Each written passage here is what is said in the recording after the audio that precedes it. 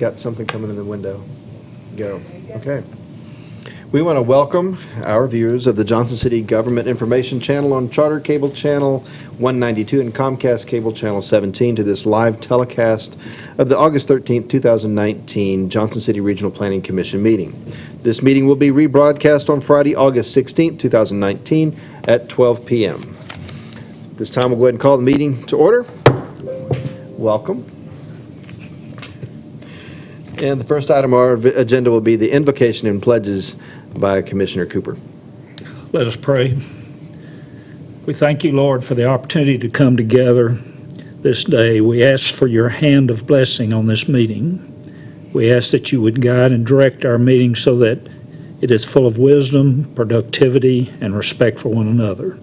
Thank you for helping us to accomplish our work and our goals today. Amen. Amen. Please stand.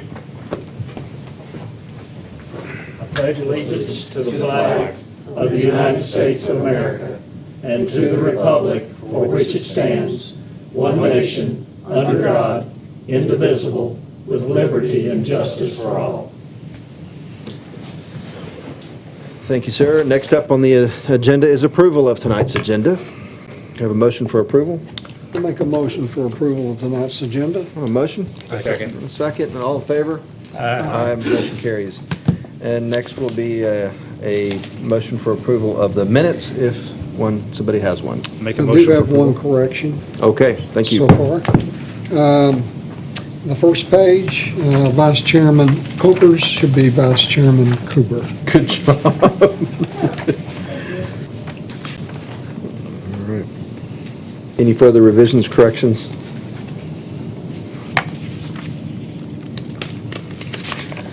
Move we accept. Except with the changes of a motion? Second. In a second. Mr. Whitfield, all in favor? Aye. All right, motion passes. So there's no old business, and our new business tonight is fairly brief. We will be considering amendments to Article 7 on signs in the zoning code. Mr. Ryder. Yeah, Chairman, Commissioners, before you is a staff-initiated request to amend the sign regulations in the Johnson City zoning ordinance. The purpose is to eliminate several existing discrepancies found within the code and to provide uniformity and consistency throughout the zoning ordinance. The first issue is quite simple. It's to eliminate all erroneous references to the B3 zoning district found in Section 7.3.4, which specifically pertains to sign regulations in the B4, B5, I1, I2, and PB districts.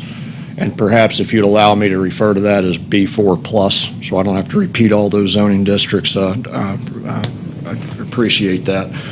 The B3 is referenced in the preceding section, 7.3.3, and for whatever reason, within the B4, in the ordinance that pertains to the B4, the B3 comes up again. It's erroneous, it's not needed, and it just needs to be cleaned up and eliminated. The second point, the code currently allows for freestanding signs in the B4 plus districts to be substituted for 2 ground-mounted signs up to 200 square feet in sign area. Signs of this size can change the aesthetic nature of a corridor and define that corridor.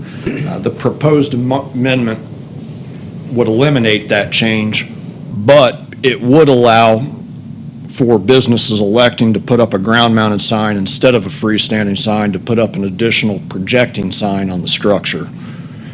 What that, use these pictures here to illustrate. This is a 200 square foot sign.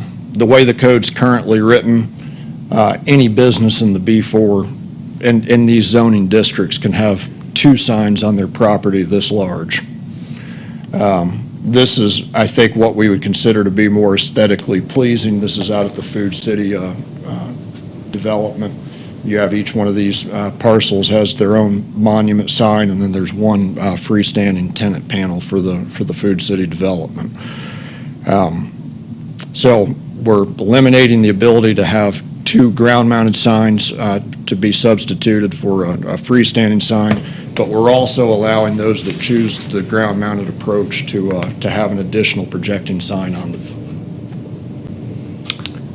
Can you refresh my memory on how the square footage of the ground-mounted sign will be related to the size of the property, or is it? It's not. The B4, it just simply says that a ground-mounted sign can be 200 square feet. So Panda Express could have put a 200 square foot They ground sign could there? have, yes. Is that a problem that we need to address?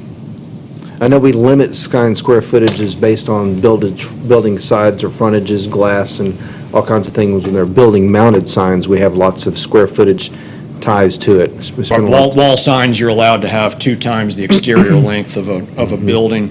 Freestanding signs are, a ground-mounted sign is a type of freestanding sign, but our code makes a distinction with our, so when I say freestanding sign, I'm referring to a sign on a pole. Those square footages can vary based on setback, but with the ground-mounted sign itself, it just simply says 200 square feet. That's an interesting thing. Seems like something should be addressed. Well, I would agree.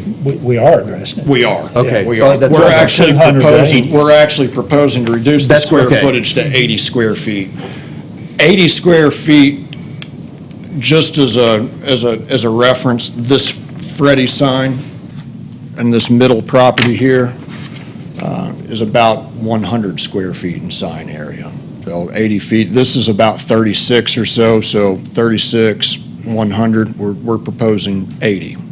Okay, like the Johnson City Center issue, when a facility that big, I don't have a problem with that size of a sign. It seems to be proportionate to the project at hand. So how do we deal with it when somebody wants a sign that might be appropriate, a little bit larger? What's the provision in the code for Well, that? at this particular development, the Johnson City and the Johnson City Center, one, I think 80 square feet is still fairly large sign. On this one, the code does allow signs on each front. So they didn't do it. They put up the one sign on Green Line, but they could have had a sign here on Green Line and a sign on Peoples and an additional sign on Peoples because the frontage exceeds 400 square feet. So on properties this large, linear feet, I'm sorry, I said square feet. Yes, 400 linear feet of frontage. So at what you could have had at the Johnson City Center, of course, I'm sure all of you've seen the pole sign with the tenant panel. They have that one. They could have had an additional freestanding sign on that front or ground-mounted sign, which they didn't do. They could have actually had 2 more signs. They could have had 4 of these, the way the code's written No, right now. I'm sure you're limiting the number, but I'm curious about the square footage. I mean, I think a 200 square foot sign there is very appropriate, especially since your visual, the frontage of that whole complex is pretty limited from the road. It's nice to have a nice You're sign that you putting, can see. and also it's multiple Businesses. businesses. So Yeah, is I there, wouldn't is want them there, to be stuck with just 80 square feet. I think yeah, that's a is there very an appropriate ordinance sign. that can, number of businesses per lot? Is that what you're getting at? Yeah, I mean, that's a reasonable Each sign in that comprehensive situation. development's allowed a sign, and then the out parcels are allowed signs as well. Can they pool them together on a single tombstone sign like that? You see what I'm saying? I don't know that we want to kill that sign. That's a very functional sign on that road. If you're on that road, you can't see the businesses behind it, which they really do need some visuals, that would be my opinion. They also have very large wall signs on the building itself. But you can't see them from the road. Which, So they let you know maybe when you're in not the right parking when you're lot. up on Green Line, but I think you can see them from State of Franklin and the interstate, but actually better than the developer of this property actually wanted to build a much larger sign than the freestanding sign that they have, which the code didn't allow, arguing about being able to advertise to the interstate. I don't think, actually, I believe their wall signs are more visible from the interstate than the freestanding sign. Just like the North But I- End and the old, what turned into Walmart, and then another one, what kept killing that business is nobody has a clue what's up there. You don't see it. You don't get any roadside visibility. So when you're driving right by something, it's nice to see what's up there. I mean, so I think it's a reasonable sized sign for that. I wouldn't want 4 of them, but one's reasonable. So is there a provision in this code that would allow somebody to build something like that with some oversight at all, or were we Not as saying- the amendments are written, no. Okay. So are you suggesting if there were multiple businesses covered in one sign, or are you saying even, let's just say, for example, that whole development was one business, would you still think that it needed to be that large a sign?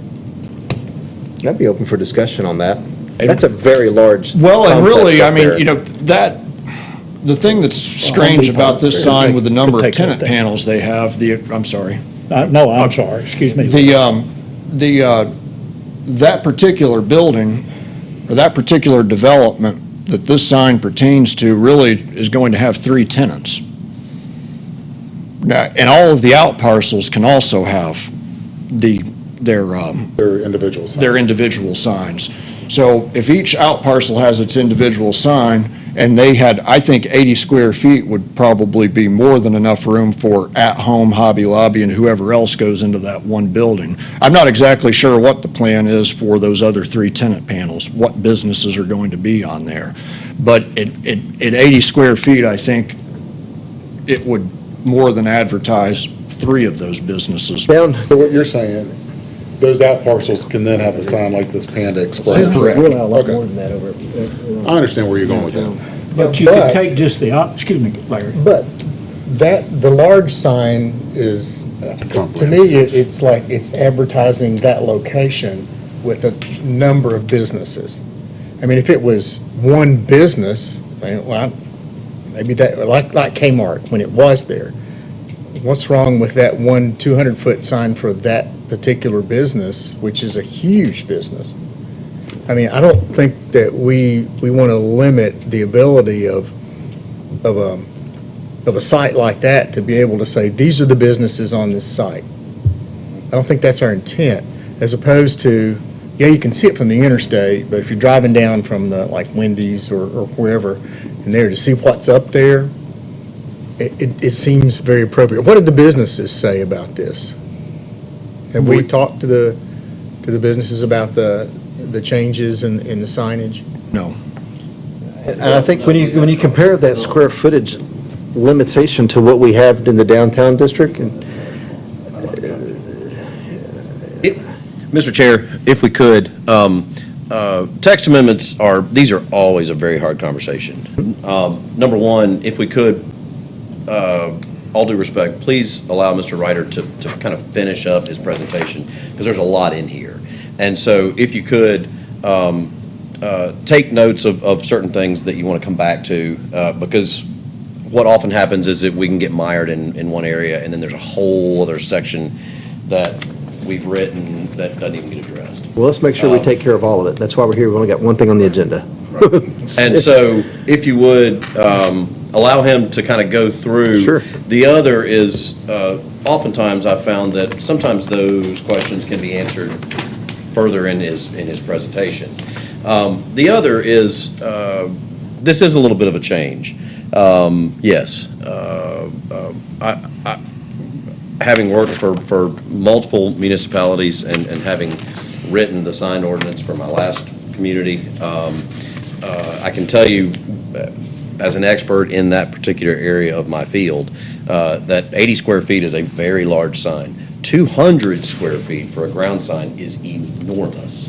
Now, that's not to say that we shouldn't have that. It's just that is enormous to allow on every single commercial lot in the city. And especially if you have a comprehensive development that has multiple parcels and multiple points of ingress and egress, that would far exceed the statements that are in your comprehensive plan about having subtle and reasonable signage.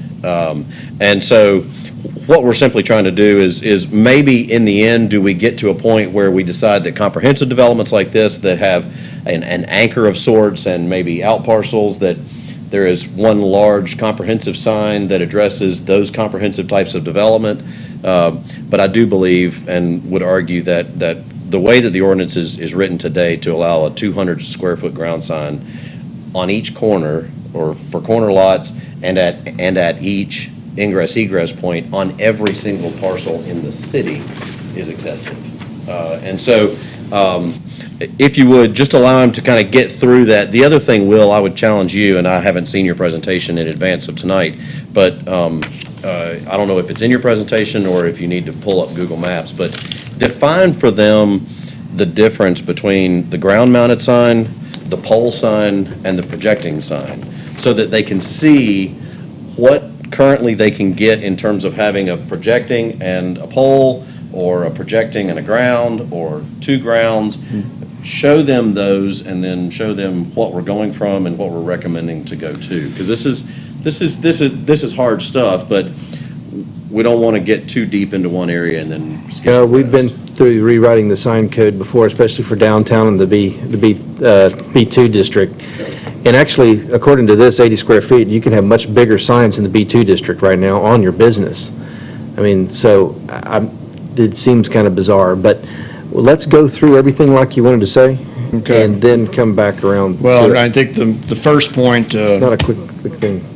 the difference, what you're seeing here is a ground-mounted sign. It's basically a freestanding sign where every point of the sign touches the ground at the base.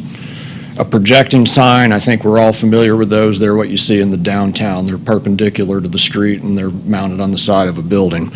And a pole sign or a freestanding sign can look like this, or it can be a sign that has a single pole that goes up through the center of the sign. Well, if you can go back just one, on the Panda Express building, is that, that's a projected sign? Ground. It's a gra, The- this that's is on the a, one on the building. On the one on the building, There's one that's a up on the wall building. sign. it's a wall sign, okay. No, that's not projecting, is it? That's just a Wall wall sign. Just a sign. wall sign. Lighted.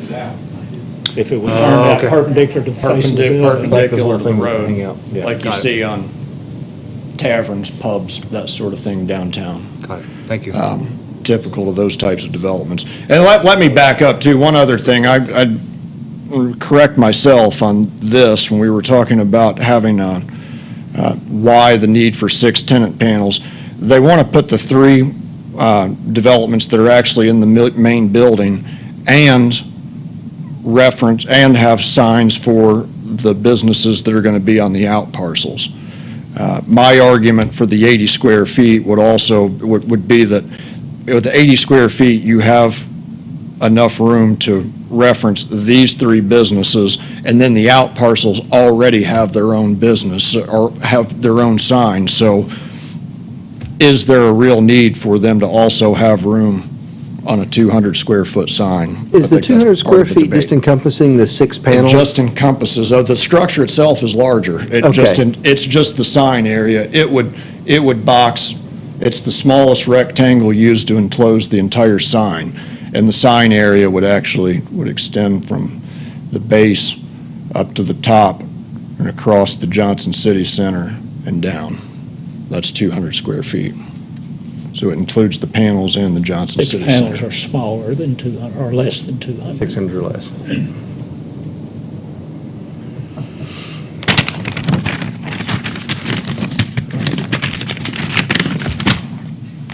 And then the third point would be the proposed amendment will also reduce the minimum setback for freestanding signs except in the B2 district, construction signs, directory signs, ground-mounted signs, and temporary signs from 10 feet to 7.5 feet. The change will provide uniformity and consistency within the code by making the minimum sign setback consistent with the existing drainage and utility easement of 7.5 feet.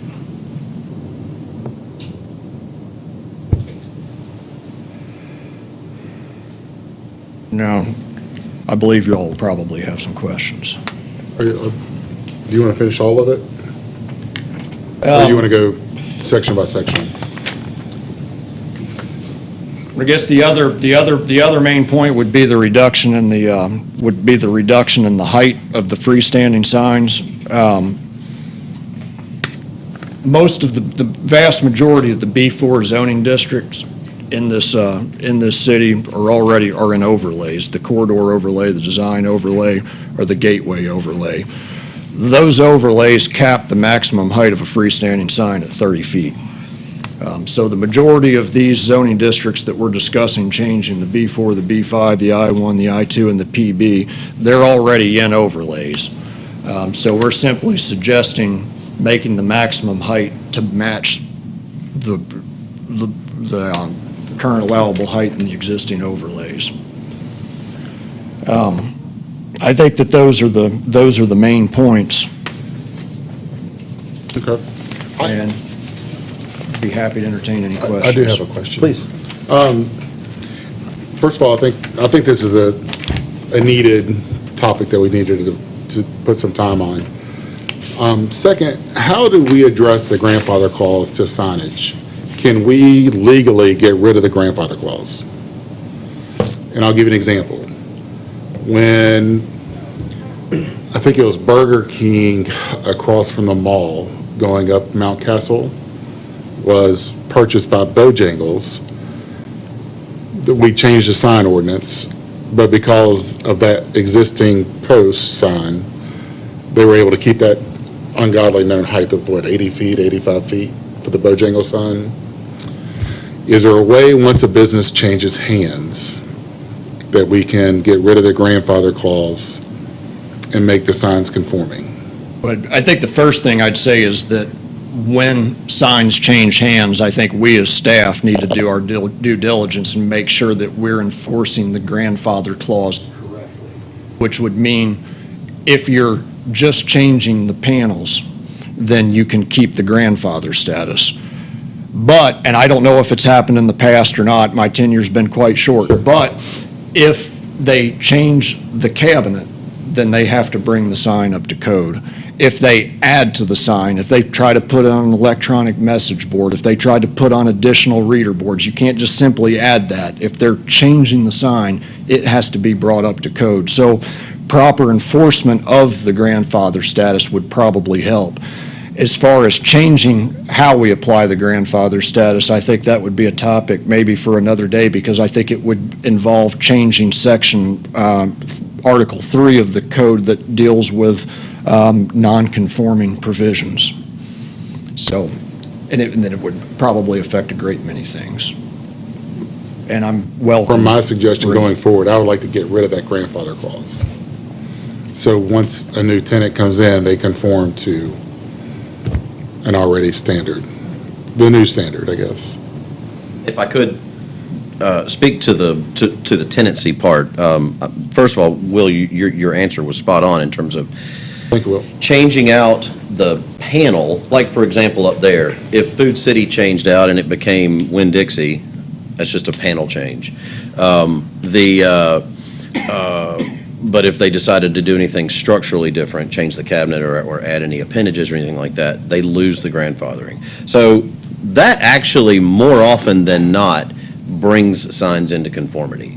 Because especially, well, doesn't always happen with your locally owned businesses. A lot of your locally owned businesses, you're more mom and pops, they're willing to, especially because of costs, they're willing to do a panel change. But most of your corporate entities that are branded, either nationally or globally, they're going to go ahead and change whatever was already there before. Now, are they often happy about the fact that they may have to come down on their height, or they may even lose square footage, or there's some alternative they need to come up with? But that's a fairly regular occurrence, especially with your national brands. Okay. The other, and this is not to say, no, Commissioner Pavlich, it's not doable, but it becomes an enforcement issue. And anytime we write code, we need to be cognizant of the enforcement issue side. A lot of times what can happen is that if Food City came in or went out and Winn-Dixie came in, we may never know it because the land use is the same. Let's say they're not making any changes to the grocery store. They've not triggered anything. So if they're not triggering anything, then they're coming in downstairs to the first floor and getting their business license, which they're obligated to get, and then once they get their business license, then they're off and running. So we may not even know about it. I mean, we'll know about it if somebody speaks up, somebody says, hey, did you see Winn-Dixie went in there, and they da-da-da-da. So you want to be careful about writing codes and creating enforcement problems. Okay. Yeah. So who does enforce the code? Your office? Yes. Okay. But you're right about better enforcement. So, under the revisions, how many either monument or freestanding signs can a particular business have? A business can have multiple wall signs as long as they're in the allowable square footage. They can have a freestanding sign per street frontage or a ground-mounted sign per street frontage. If they elect to have a ground-mounted sign, they can have a ground-mounted sign per street frontage, corner lots, that sort of thing, and a projecting sign. So there's an incentive for having, if you want to consider it that, for not having a pole sign, have a ground-mounted sign, which I think is more aesthetically pleasing, but going the ground-mounted route, you also get to have a projecting sign. But if on they the have a building. freestanding, they cannot Cannot have a Projecting projecting sign. Correct. And for properties that have 400 square feet, or, I said square feet again, 400 linear feet of frontage, you can have an additional sign Either one. of either one. But you can't eliminate, on that, you could have had 4 200 square foot ground mounted signs the way the code's currently written instead of 2 freestanding signs. So, under the revision, if the Johnson City Center came to us, their maximum signage and square footage would look like what? For the ground mounted sign would look like 10 feet tall and 80 square feet. And Which they would get, Which would probably, well, I don't want to speculate on what that would make them do, but would basically allow them. Yeah, they can have, the Johnson City Center could have 2 signs, specifically answering what a ground-mounted sign square footage would be. Let me back up. The freestanding sign, the Johnson City Center can have a sign per street frontage, plus they can have an additional sign on People Street because it's 400 square feet. So they could have had 2 freestanding signs or 2 ground-mounted signs, and they could still also have a sign on Green Line.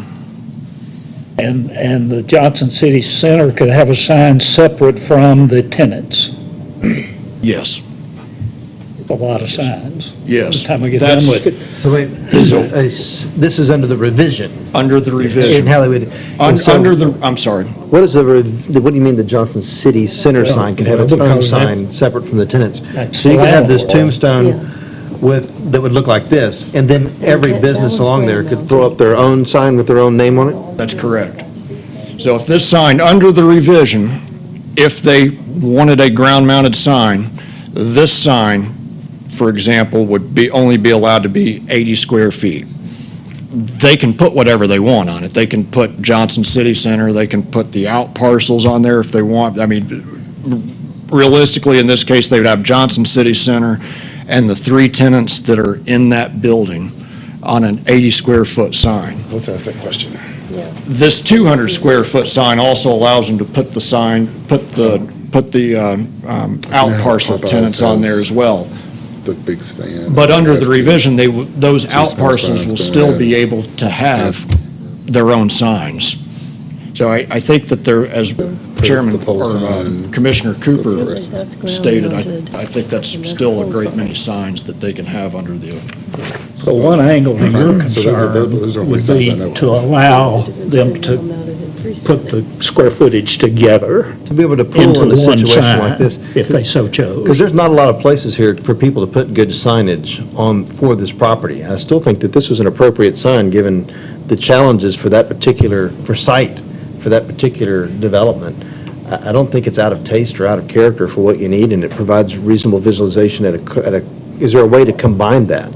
The one thing that comes to mind, though, the minute I say that, is that if you've got a very small development that has, some of these strip shopping centers got 5 or 6 or 7 businesses in them, You have to then tie it that'd be to, 400 square feet that you could allow in one sign. you've got to limit it more to the linear square footage of the building and the sizes of the walls like we did with the B2 district. I mean, it becomes one of those proportionality things. But if you're 400 linear feet or greater, you are allowed an additional sign. Hey, Well, but like those little strip shopping centers on the left going up towards Home Depot, there's 4 or 5 businesses in some of those strips, and is that more than 400? Some of those, I bet you aren't a whole lot, they may not even be 400 linear feet. How many linear feet are there on this complex, the Johnson City Center in the front? You have any idea?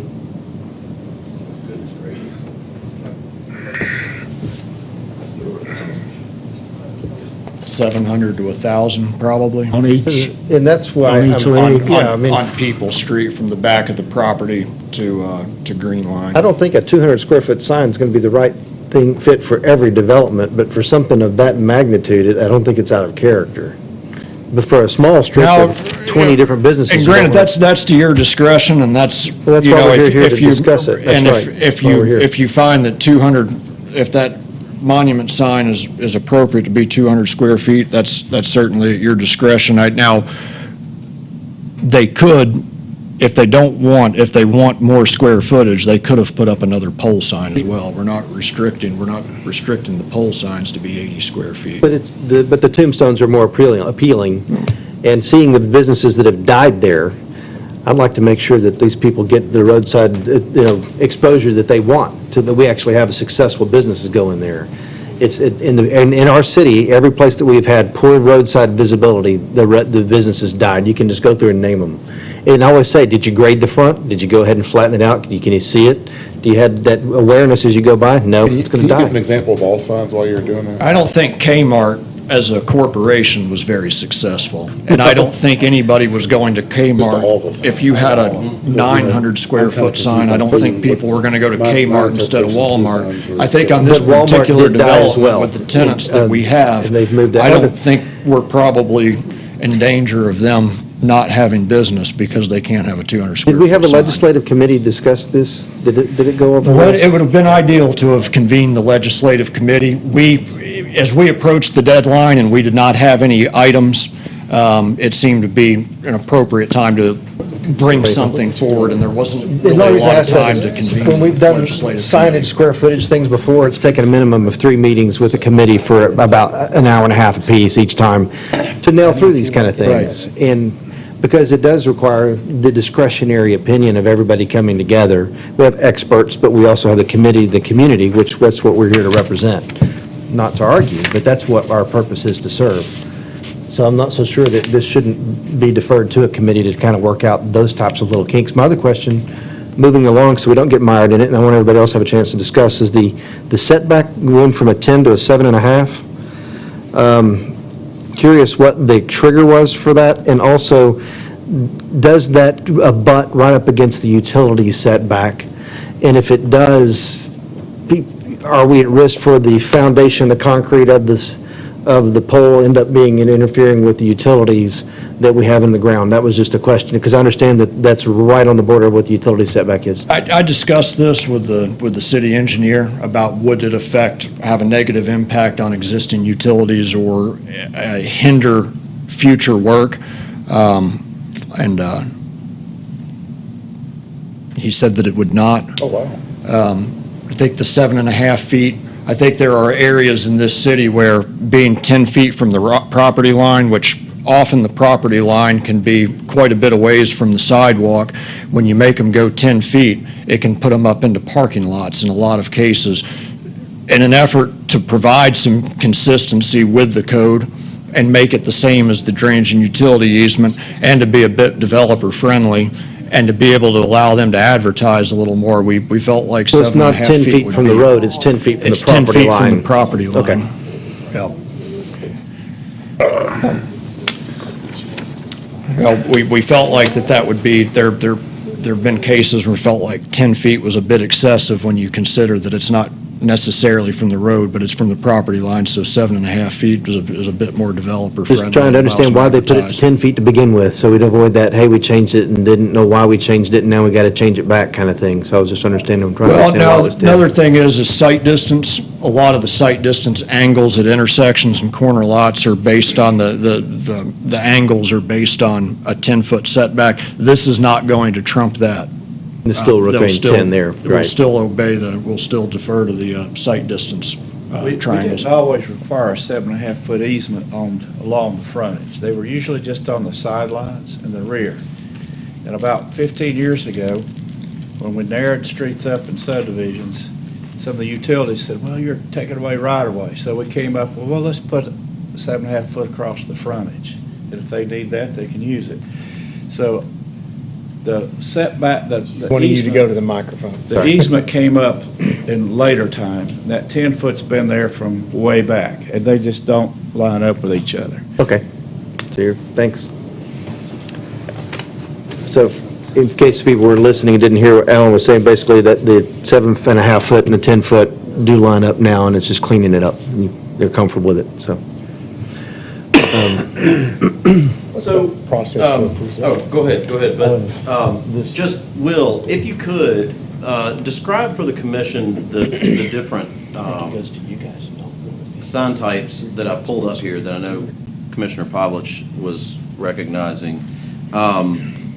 And I'm trying to find a piece of property where I can kind of make a point, but it's hard to do it. But, Popeyes would be a good one. yeah, oh, yeah. This is going to be, this would approve 3 readings at the city commission, is that right? That's the approval of the ordinance, just like, okay. Correct. So let me first back up and add something, if I could, Commission. We realize how this appears because this is being staff initiated. However, this is not being staff initiated out of a desire to apply additional regulation on the development community. In fact, this is a very business-friendly approach because we have an applicant right now who is who's having a serious problem with a sign issue. And so what we did was we went back and, as a staff, we sat down and talked about that particular issue that this applicant is having and said, that's interesting that they're having this conundrum. Would a text amendment solve not only their problem, but open up additional opportunities for other folks throughout the city? And that's an important question to ask, because what we want to be very careful not to do is have text amendments that have names. For example, you really want to do your best not to have the O'Reilly's text amendment or the Walgreens text amendment, because clearly that means that one particular entity is benefiting from this text amendment. And so when this situation came up, we asked ourselves as a staff, what could we do to help this person, to help solve this problem for this entity, but do it in a way where we know it's going to benefit the rest of the business community. Now, as part of that conversation, did we then realize the magnitude of the 200 square feet? Absolutely. There's no hiding that whatsoever. And so as part of this, yes, there is a proposal to reduce the 200 down to 80, which is still a very large sign. If you imagine a 10 by 8 area, that's an 80 square foot sign. And again, that's just the sign area. But in doing so, reducing the setback helps solve this problem for that particular entity. But then we conferred with city engineering. There was a lot of conversation that went into that before we brought this recommendation to you. And the other is some of the cleanup that Mr. Ryder brought up about cleaning up some of the language that was conflicting with the B3. So I just want you to know that when we're coming forward with a staff-initiated text amendment, it's not always simply your staff feels that this is what you need. It is oftentimes a response to a problem. We want to be problem solvers. We are absolutely business friendly, and we are open for business in Johnson City. I do encourage us to get through as much of this as we can, because again, we're trying to solve a problem for an applicant. Now, we may not solve all of this tonight, but we can always break off bits and pieces. If you have no particular issue with the setback problem, then we can take that and move forward with it. If there are other areas that you would like for us to go back and chew on, then we can do that too. So it doesn't need to be an all or nothing thing. So So in terms of the different sign types, these are the pole signs. You can also have them in the version like what Will was talking about. These are your monument signs, which are not erected up on some sort of a pole or two legs. They are ground mounted. And again, your sign area is just the sign area in there. It does not include the surround. So like even on this one, because the brown part is part of the sign, all of that would be considered, but none of that would be considered. Have any idea what the square footages are on those examples? No, I mean, these are just internet examples, but what we could do is, around town, we could find some examples that are 80 square feet, and then that'll help you get a really good visual of, this is what 80 square feet looks like, this is what 100 square feet looks like, this is what the 200 square feet looks like. That may really help bring some of this forward. And then finally, if I could, I think we all know what a wall sign looks like, but part of the question that was asked is the projecting sign. And those are the signs that project 90 degrees from the face of the building. So Will, the way that the ordinance is written right now, you can either have one projecting sign and then one pole sign, correct? Correct. Or if you lose, which one do you lose and then? You can what do you can have a projecting sign, which is that? a freestanding sign. Which is, the freestanding sign, is that what I call a pole Let me sign? phrase it this way. You can have a projecting sign or a freestanding sign or a ground-mounted sign. Okay. The change that we're proposing is that you could have a freestanding sign or you could have a projecting sign and a ground-mounted sign. Right, okay. So does that make sense? Yeah, I think we understood. And that. I think we're trying to add actually signage that's an option. I think it would have been useful to go through the committee process. And I think to have that, and that's how we've dealt with that type of an ordinance type thing before. That's why the legislative committee exists, and to go over this kind of minutia so it doesn't bog down. I think we clearly want to move through it. I'm afraid if we pass part of it and then part of the other, then the city commission has to read two different ordinance changes rather than one and having it in one nice little package. But And I agree, and ideally we would have, but it really, as I've mentioned before, the time constraints, when we realized that we were going to have a light agenda, and we wanted to put, these were some of the issues, since working with the sign ordinance, the majority of the issues that we deal with are generally in the B4, so we felt like we had enough of a handle on things to be able Well, I to think bring it's good that something you have had a forward. handle on it. We've had one meeting with no informational meeting, and our job tonight, as us, I want to be clear, we respect, and I do personally, I want to speak for me, the job you're doing. This is not adversarial, this is informational. It's a chance to digest information and decide do we really like that or not before we pass it up to the next group, because otherwise they have to go through all of this. And I think that's why you have the committees and try to do all that.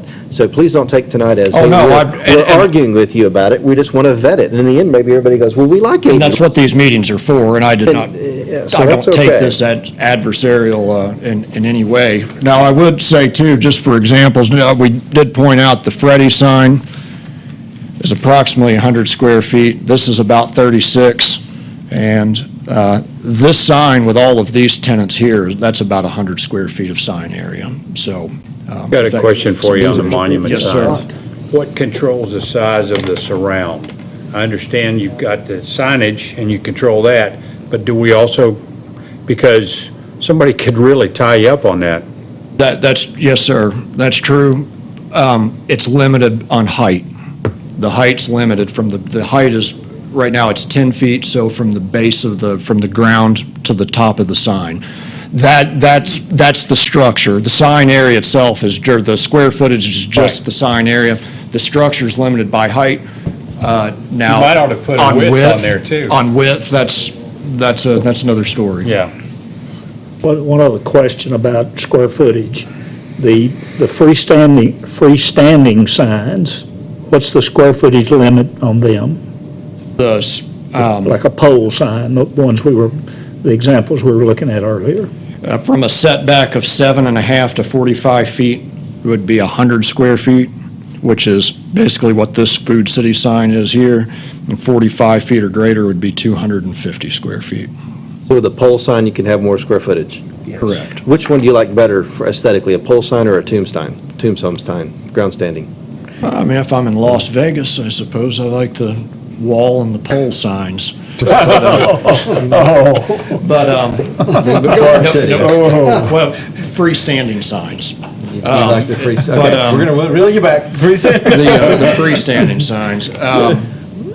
So. Well, I think that, if I'm a obviously, the business- ground-mounted sign, and that's why we tried to provide some sort of incentive of being able For a to reduce projection the sign. square footage, but also give them an additional sign with the projecting sign. So my point would be, okay, I am Johnson City Center. You can't see my projection sign because it's way on the other side of the hill. And now I can put one on the ground at 80 feet, or I can stick it on a pole, which we don't like as much, and I can throw up a couple hundred square feet. I just don't know that we have all the detail fleshed out on how we want to apply all of that. That's my concern on that. And so what would have happened is they would have thrown a pole sign up there, which we were trying to avoid. That's what would have happened. Commissioners, I think we hear your concerns. The key thing in dealing with signs is the character of a corridor. That's a key thing. They can either be a safety problem, they can define your corridors, take away any vision or view, beauty or landscaping. Right now in the city, especially in our most of our commercial corridors are overlays. We are requiring bricks, we are controlling building architecture in different ways. And the larger your sign gets, the more signs you permit, then all those other architectural requirements that you had become useless. Those signs become the defining characters of those corridors. One of the things we are doing here is to make sure that we don't stop businesses from operating, ensure that we are business friendly, but at the same time enhance the character of our corridors. I think that's a key thing. We also want to stay away from crafting any regulation that addresses only a single property situation in the city. For example, we don't want to focus exclusively on a shopping center or a business. We want to ask ourselves the question, what would be applicable to everybody?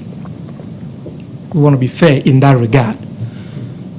We do understand that the situation we have out there for this particular shopping center, businesses have closed there before. Kmart has closed there. It has got some visibility issues. And 100 square feet, which is what you have on this sign, for the Food City sign, is extremely visible from all directions if you're getting into Food City. So 25 feet in height. to about 25 feet in height. If you were to take this panel and put right here,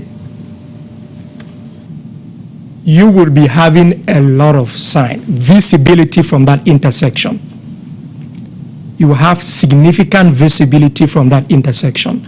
Secondly, each of those businesses, because this is a comprehensive development, each of the out parcels on this Johnson City Shopping Center will be permitted to have signs, even if they were pole-mounted signs, single pole signs.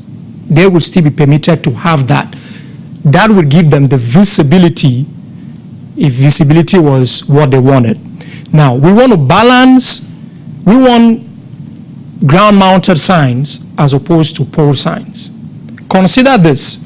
If you're driving into Johnson City from Greenville and you pass through Jonesboro, what is the character of that particular area in terms of signs compared to what we have on West Market Street in Johnson City? Those businesses are not shutting down. They have the visibility that is needed.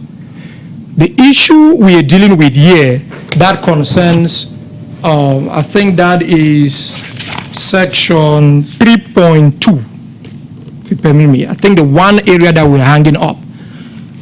Every other area seems okay with the commissioners except 3.2. 3.2, are you talking about On the document you have in front of you, 3.2? 3.2. We don't have a 3.2. I don't have a 3.2. That's on the last page. 2.2, oh, there it is.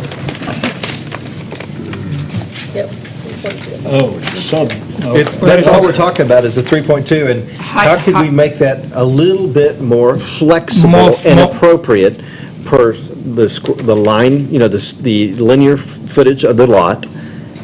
When you've got a lot approaching 1,000 feet, that's one thing. When you've got a lot that's 200 feet, that's a different deal. And we've usually tied in signs on, that are building signs, wall-mounted signs, are tied to a physical dimension or a lot dimension. They have triggers that would go along and make them proportional, and therefore make sure that you're not just doing something for one business that's not appropriate for another. It's flexible and applicable. And that And was it my seems- concern on it, that this was just blanketed at 80 for everybody. For everybody. And it may not be appropriate for everybody in that situation. So considering that the sign we've seen on the Food City 100 square feet sign, which is basically half of this, is still very visible from all directions. If you were approaching that intersection and you had a 100 square foot sign, this sign being 100 square feet, it will still be fully visible. You can have all the businesses on It'd that be 80, particular. unless you stuck it on a pole, which we don't want poles. Okay. It's not 100. Consider this amendment. Well- Consider this amendment. that may not be a monument sign Well, or ground Con- sign. con- Here's my thought on whether it's 80 or 200.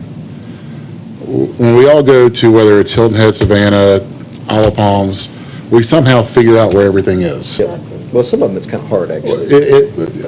Thank God you're a doctor. You know what I mean? When you see some of them, I mean, No, I don't disagree, but in today's technology, if there's a challenge, if there's a hard point to do it, 95% of people have a smartphone or GPS. And Kmart didn't close because of visibility. No. I think we can all agree on that. Yeah, that's fine. And I get the whole But I kept forgetting signage. it was there. Exactly. Well, because there was other choices. I like to conform our signage to even a smaller footprint, my opinion. The challenge that I have is when we look at our overlays, we're not enforcing our signage laws or our codes. We're really not. You can go from North Rome Street and Oakland up, and there's 20 businesses that are not in conforming to our sign policies as they're written today, and even when before. So I think when you hit it on the head, it's not just about having the regulations, it's about enforcing the codes. And I'm all for making it smaller, more attractive. If people are going to find it, they'll find it. And that's fine. I have one opinion on the whole flexibility thing. If nobody else cares about it, we don't need to talk about it anymore. And I'm good with that. I apologize. So, I'm open for discussion on the board and motions on how we want to deal with this, so. But I Let me back away I from understand the your podium point. And let y'all decide what you want to do with But it. I think one of the things that we could look at in terms of as a development, a true development, is is there a way to carve out a development from an individual business? And I think that's your point, and I agree with your point. So I think like when you go to the Pinnacle out in Bristol, there's one big sign that has all the businesses out front, and it's high visible, and it's kind of offset from the property, so it's not attached to the properties. Exactly. So I agree when you have multiple things, that it's nice to have an informative sign of what's in there, so it triggers, oh, that's where I need to go. Which is what the Johnson City Center sign Does. fits. Is it any more complicated than giving the developer and/or the business the option of aggregating all of his businesses into one sign or having separate signs? Does that open another can of worms? There is sometimes a problem with that in the sense that sometimes for business-friendly reasons, and when developers are going out, to attract businesses to come to these out parcels, sometimes those out parcels want to be able to have their own sign. It's just this, they want They to can be have their own sign on their parcel, right? on their parcel, yes, on their parcel. And I think considering the discussion that the commissioners are having, if you look at the Food City sign is 100 square feet. Is it the case, for example, that if you have and that's a comprehensive development, the Food City site is the same, it's a replica of what you have out there for Johnson City Center. And they've got 100 square feet freestanding sign that is very visible all through. If you were to take that 100 feet and turn it into a ground-mounted sign, it will still be fully visible. Instead of having a 200, this massive situation.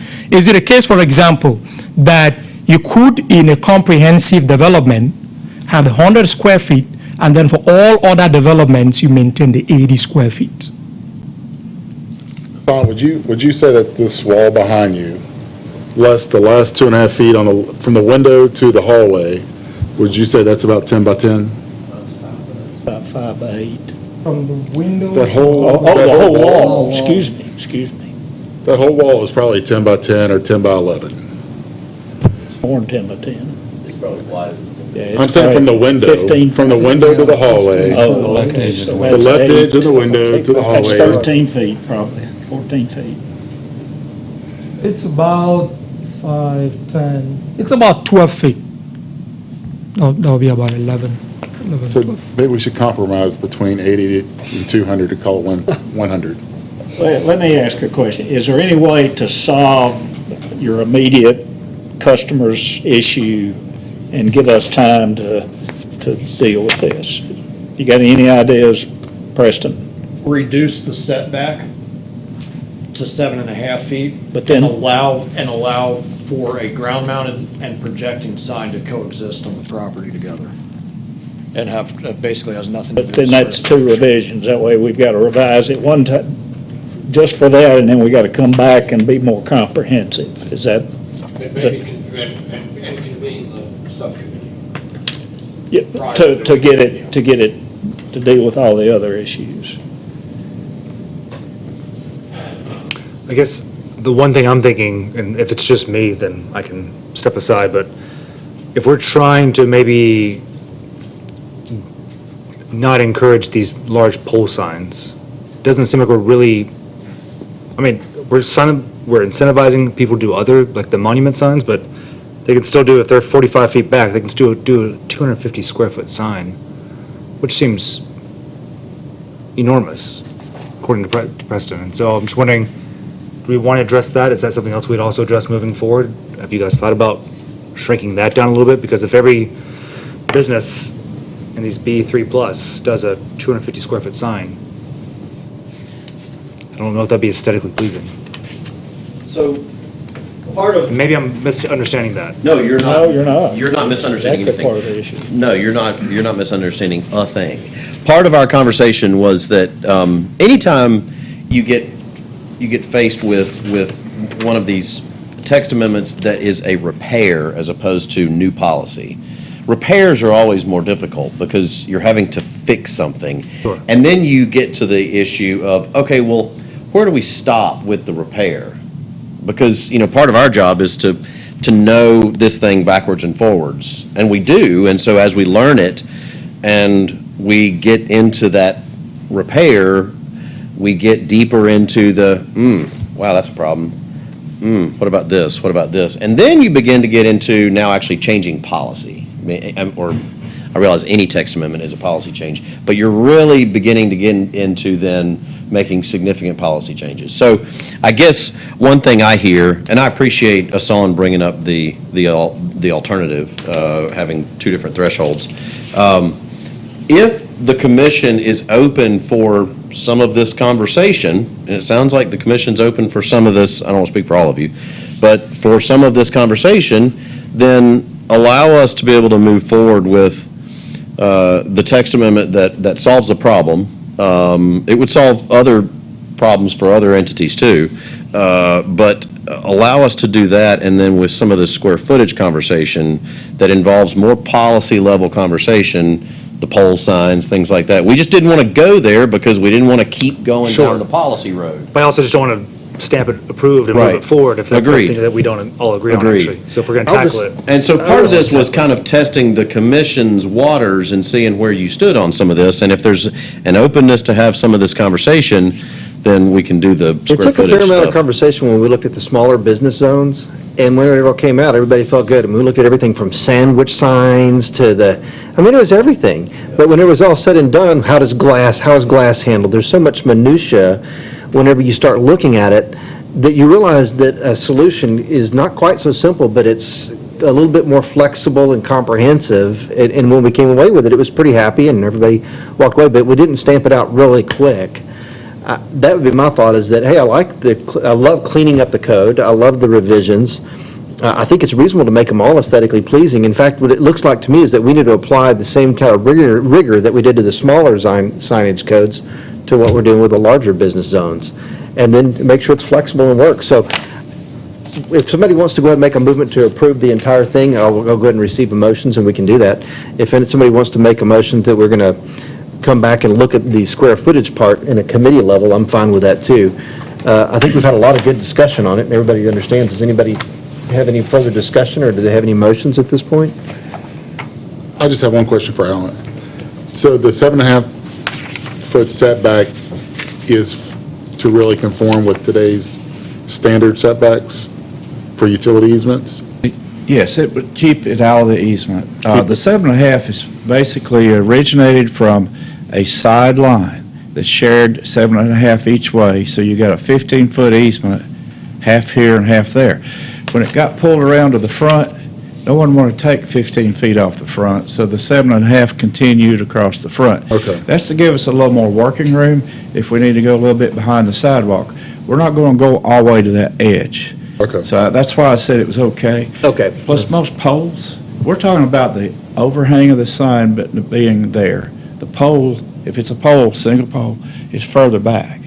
The ground mounted, or the monument sign, is right there.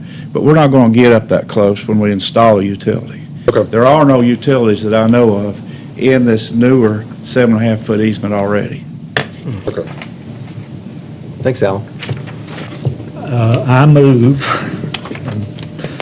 I'm going to go slow, Nicole, because I may or may not get this, that we revise subparagraph 2.1 and 2.2 of 7.3.4.2. Man. And those 2.1s are in B. So we're revising 7.3.4.2, B 2.1 and 2.2. Am I okay so far, Will? Yes. To change the 10-foot setback to 7.5 for both freestanding, the height of freestanding signs, no, for the setback for freestanding signs from 10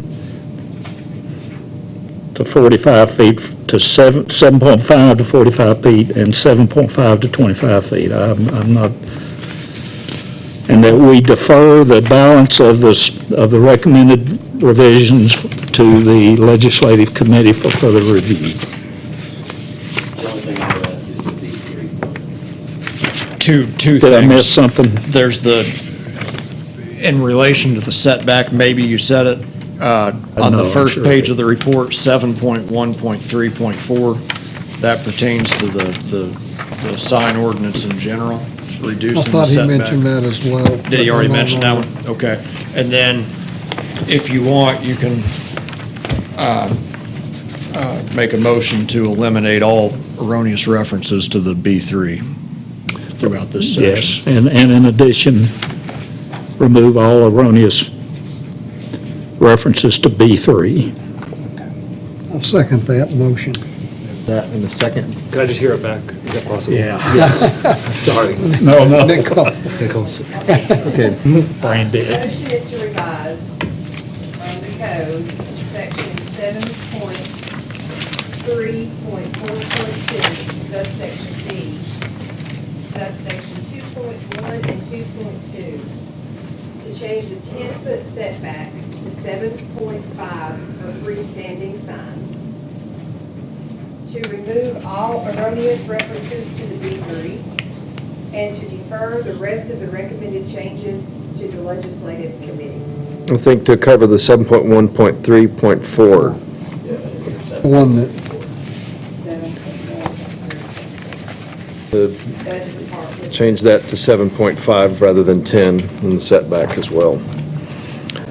So, has everybody heard the readback of the motion and the second? Do we have discussion? The one discussion I might add is there was some discussion about numbers of signs and projections. It was your intent not to include that, but to have that in legislation. Excellent. Do we have any further discussion on the motion? Wasn't there something else that you needed for this one particular situation? Yes, but that wasn't included. In the Well, motion? that's what I'm trying to do, is get you, solve your immediate problem. So what have I missed? 7.3.4.2B to allow, the way that reads, shall be permitted one freestanding sign or one projecting sign and one ground-mounted sign. So that's a part of your issue also. And that would not be affected. We could still come back and talk about the height of those signs. Correct. That has nothing to do with Just square an footage. option we're giving them. That's correct. I see no problem with So did you amend your amendment? Yes, sir. Okay, I'm going to add, but I'm going to get Will to word it properly, so I don't, no sense in punishing Nicole any more than we have to. Do we have an amendment to the motion from the original motion is to add? Add, Add the change to 7.3.4.2, subsection B, to state that shall be permitted one freestanding sign or one projecting sign and one ground-mounted sign oh, yeah. for each street frontage under the following conditions. Correct. Okay? Mr. Chair, can I say it backwards to help just clean it up in terms of, are you accepting all amendments except for 3 subsection 3.2? That's what I'm hearing. That is, Accepted everything except for 3.3.2. that was my question. That was what I was going to say, and thank you. Because essentially, that is what we just did. We struck any freestanding, with 7.4.3.2B, number 1, any freestanding sign allowed in the section may be exchanged for 2 mounted signs which do not exceed 10 feet in height nor 200 square feet in area. So I think in any sentence or section that refers to square footage, we're going to defer that. So accept all amendments except for references to square footage? Is that a fair way of saying this? Would you like to amend your motion to speak that way? wipe it out, and I'll start again. Okay. Well, Mr. no. Cooper withdraws his current motion, and we'll start again. Hey, Tim, Yeah, you have to consider my age now, okay? just, I move that we accept the amendments as proposed, with the exception of 7.3.4.2, B3, 3.2? Yes, and possibly, Did I do that right? I think so. you sounded like you had a big question at the end of it. That is exactly right. That's right. That sounds perfect. And that we defer that portion that is being that's not being approved to the legislative committee for approval. Thank y'all. Good job. And we have a motion and a second. Motion from Commissioner Cooper, a second from Commissioner Williams. Yes. Do we have any discussion on the board? We have had plenty. Does Deferring. anybody else have anything they need to get out? I have other questions, but I'll. Yes. So deferring this conversation to the legislative committee, that would give us time, legislative committee, to address 2.2 regarding the amount of square footage on these 200. Yes. That's all we're deferring, is just that piece of it. Great. Okay. Wait, clarification. Are you meaning section 7.3.4.2, section 2.2. Correct. I think that was included in the motion. Well, the setback change from 10 foot to 7.5 feet is included. What I would like to address, We're approving all of that. Right. But I that- believe that he is proposing in his motion that we include both 2.1 and 2.2 there. And I think you had asked if we could further discuss 2.2. That's So- correct. So let me try to clarify, and tell me if I get this right, Stacy. 2.2 in that area already states that we have 250 square feet, so we wouldn't be lessening it or not. We're just leaving it as it is. It wasn't part of the revision. That's correct. So when the legislative committee stops to meet, then they can look at all of this code at square footage in any way That that was the they way choose. I understood it. Okay. Yep, so it's fine as stated from that standpoint. Correct. We're not touching it. But I think we should address it. Absolutely. Yeah. Yeah, and then the committee will have certainly purview to go over any of that they'd like. Any further discussion? Thank you for speaking up, we appreciate it very much. Any further discussion? Okay, seeing none, please call the roll. Vice Chairman Cooper, Yes. Commissioner Dagenhart, Yes. Commissioner Harrell, Yes. Commissioner Pavlich, Yes. Commissioner Whitfield, Yes. Commissioner Wild, Yes. Commissioner Williamson, Yes. Commissioner Calhoun, Yes. Chairman Zayas. Yes, please. Motion approved as stated. Thank you. And at this point on our agenda that I've lost, does anybody have anything more for the night in the city? Now, do we have a motion for adjournment? So moved. Okay. All in favor? Aye. Meeting adjourned.